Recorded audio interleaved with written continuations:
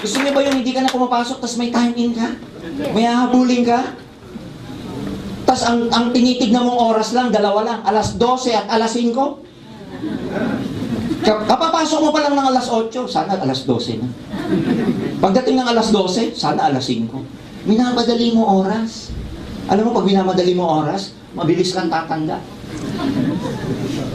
But if you become your own boss, guess what? You can declare every day a holiday. Traffic sa EDSA, mamaya na ako aalis. Traffic.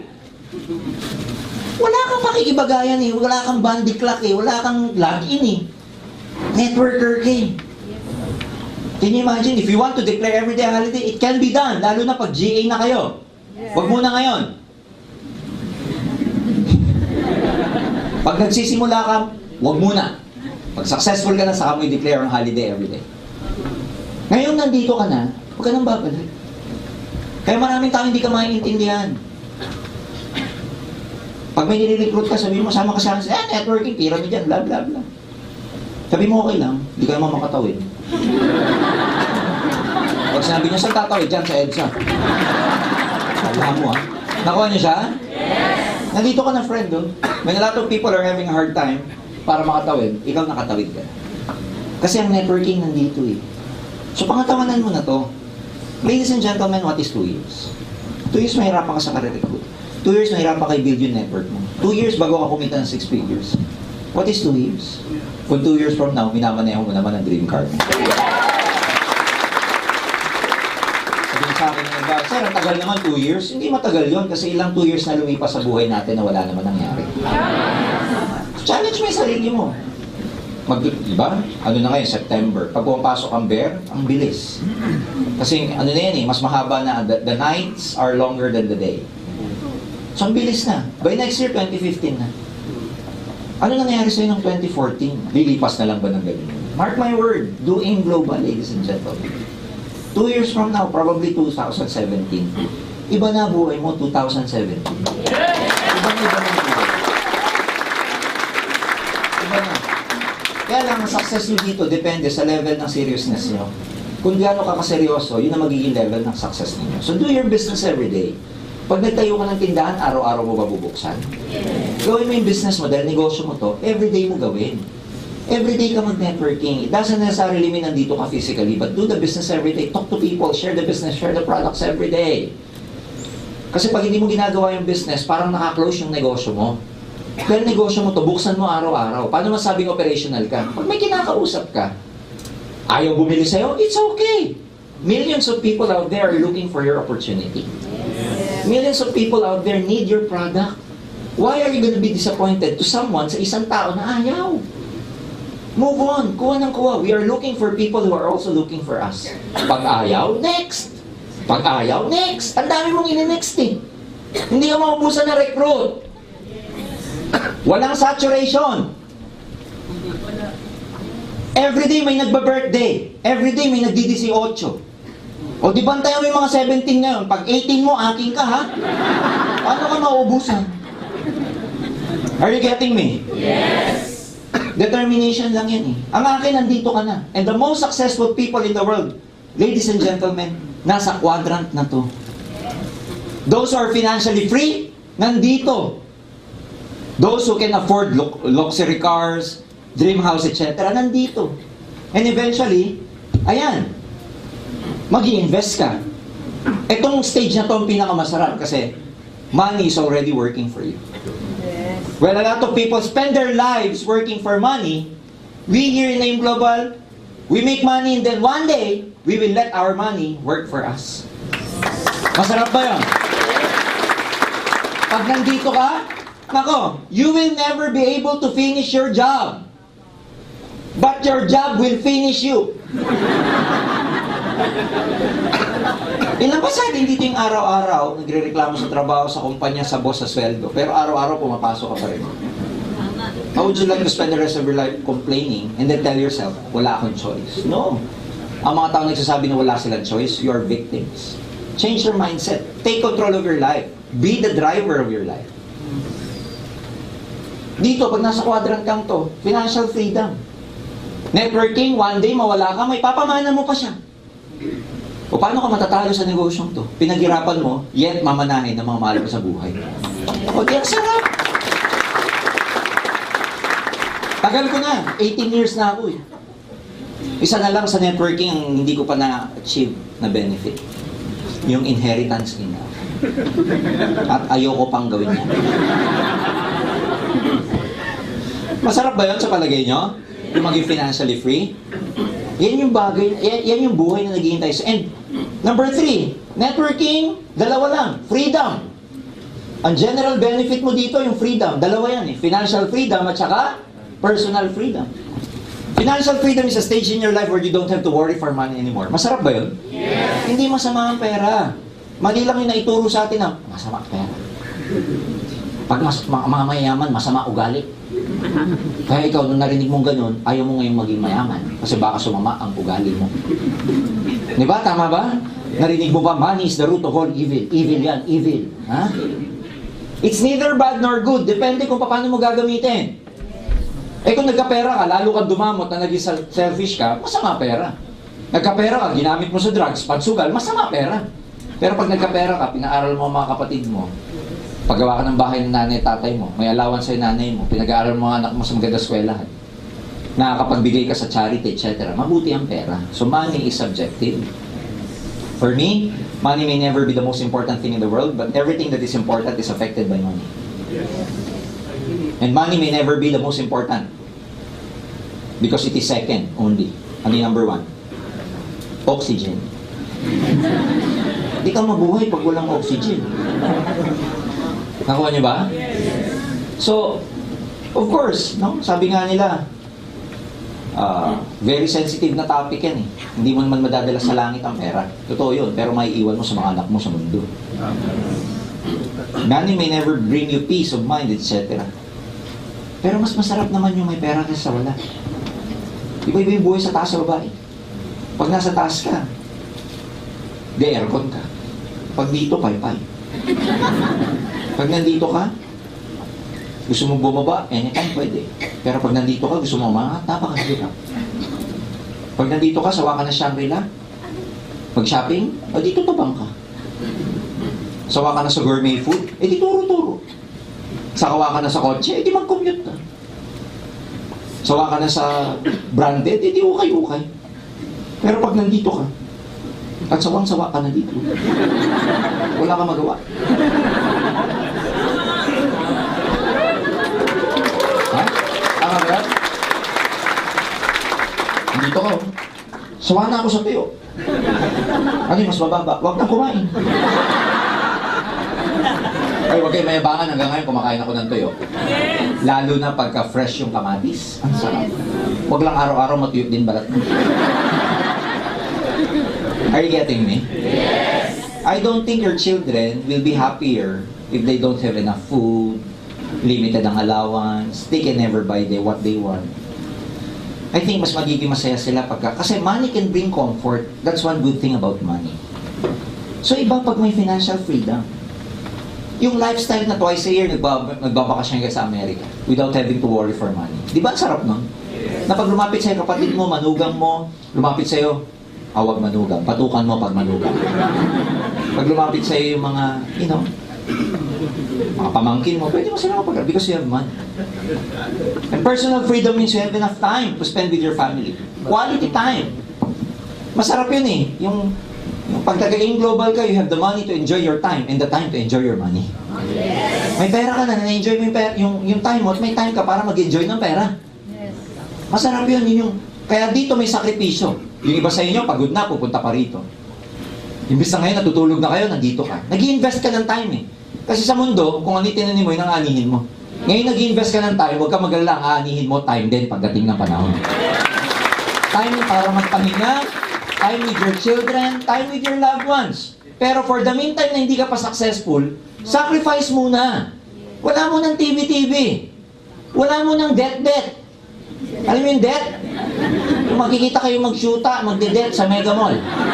Debt. Wala mo ng date. Saka na yan. Saka na kayo mag-date pagka mayaman ka na. Saka na muna yung lakwatsa. Sakripisyo tawag doon. Mapapagod ka, okay lang. pagdating ng panahon, pahinga naman ang aanihin mo. Di ba masarap yun? Kaya sabihin sa akin ng maraming tao, sir, nakakapagod naman yan. Eh, dapat lang. Eh, one day, magpapahinga kayo. Ladies and gentlemen, believe me. Ang pinaglalaban mo dito, freedom. Kaya may mga sabihin ng tao, hindi nila naiintindihan yung usapan natin ngayon eh. Hindi nila naiintindihan. Eh, networking, pyramid yan eh. Upload, download. Upload, download ka dyan. Hindi nila naiintindihan yung ginagawa natin. Bakit? Yung level ng consciousness mo iba na. Dun sa mga yung level ng consciousness ng nire-recruit natin, hindi dahil hindi sila magaling, pero yung understanding nila about sa ginagawa natin, iba eh. That's why kontra sila. That's why, they reject you. But now that you have a deeper understanding of what networking is all about, kailangan kayo yung mas nakakaintindi. Can you imagine, ito na lang, itong ESB na sinasabi ko. A few days ago, I read in a newspaper, because the economy of the Philippines is growing. Unprecedented yung nangyayari sa Pilipinas. Tumataas ang GDP natin, gross domestic product, highest rate yung country natin for a lot of investors. No? May mga institution na ina-approve tayo as a good investment hub here in Asia. Yung Moody's at saka yung Standards and Poor's. And the data is showing that we're really growing. Unfortunately, ang nakaka-enjoy ng growth na to, alam niyo kung sino? Alam niyo kung sino? Yung mga nandito lang. Pag nandito ka, bale wala. In fact, one labor group complained na hindi nila nararamdaman ang asenso. Hindi daw nararamdaman ang asenso ng ordinaryong Pilipino. Of course, kasi nandito ka eh. Eh di ilipat mo yung sarili mo dito para ma-enjoy mo yung nangyayari sa Pilipinas. Yes! Ako ang ibig sabihin, yan yung mabuti ko. Bakit danger ka pag nandito?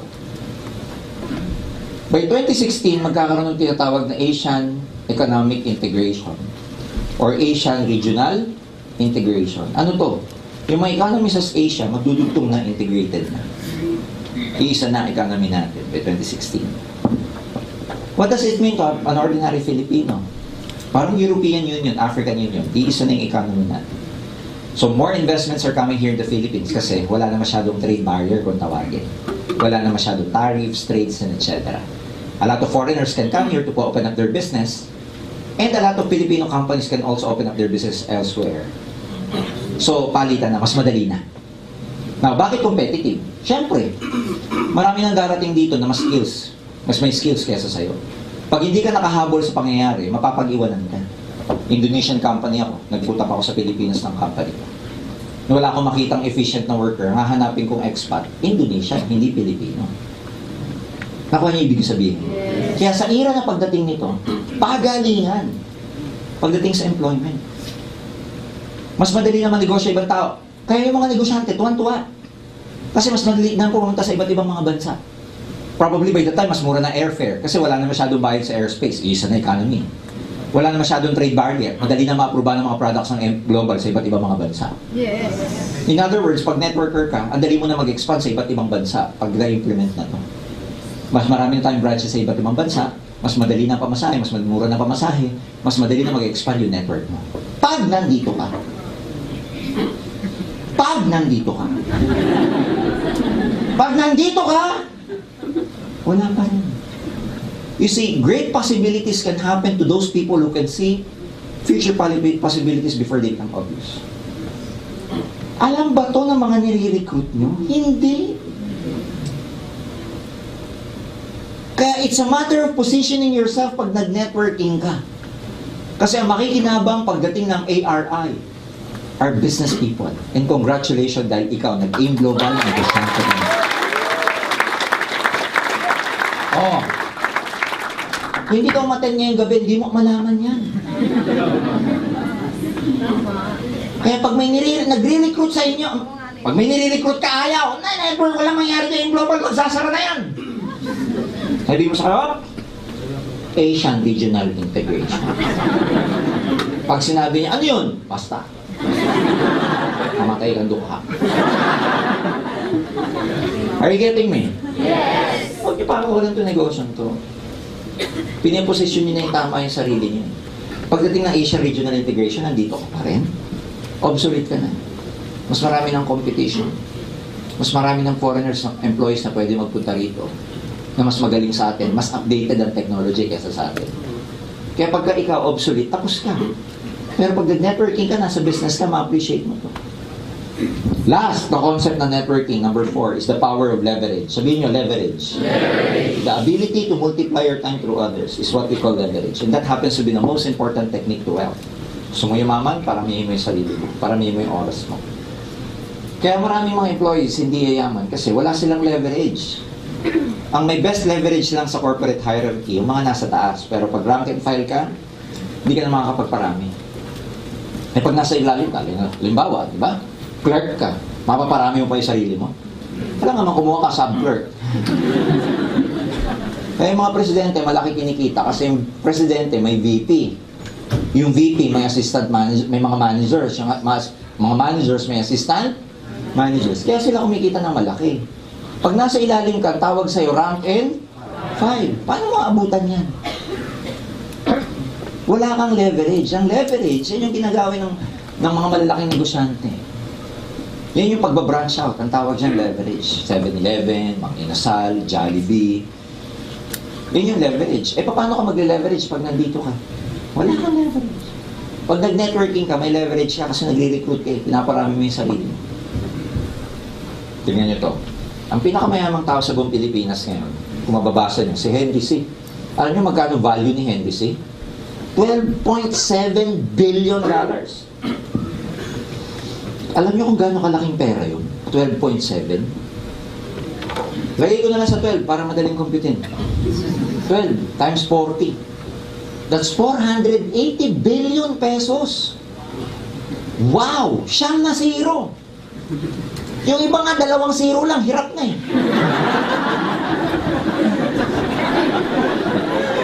Sa siyam. Paano mo ubusin yung kayamanan na yan? Sige na. Kung ikaw si Henry, paano mo ubusin yan? Let's say, kumikita ka ng 480 billion. Yan ang asset mo, yan ang total value mo. Gumastos ka ng 1 million a day para lang maubos to. Magkano mauubos mo sa 1 week? 7. Ang dami pa rin, no? Sa 1 month, magkano maubos mo? 30 million. Ang dami pa rin. Sa isang taon, magkano maubos mo? 365 million. Ang dami pa rin, no? Alam mo kung gumagastos ka ng 1 million a day, that's equivalent to 365 million per year. Simply divide this by 365 million. Ang lalabas dyan, years. If you're spending 365 million per year, how many years it will take you to consume the whole 480 billion? Gusto niyo malaman? 1,315 years. Bago mo maubos yan. Ang laki kaya, yan, 1 million na din. Laki ng problema mo niyan. Pag hindi mo naubos yung 1 million ngayon, 2 million uubusin mo bukas. Yan yung kayamanan na kailangan mo mamatay, mabuhay, bago mo maubos. Kaya yung kapu-apuhan yan, mayaman na. Kaya malamang yung mga generation ng C, Henry C, yung C family by probably 2100. Di ba 2012 lang ngayon? Baka by 2100, kilala pa ng mga kaapu-apuhan ni Henry C, si Henry. Alam mo yung lolo ng lolo ko? Si Henry C. Ha? Eh tayo, yung lolo ng lolo natin, kilala pa? Di na, walang nagawa, kaya hindi natin tanda. Bakit? Kasi kung ang kayamanan na ipapamana, ang kahirapan na ipapamana.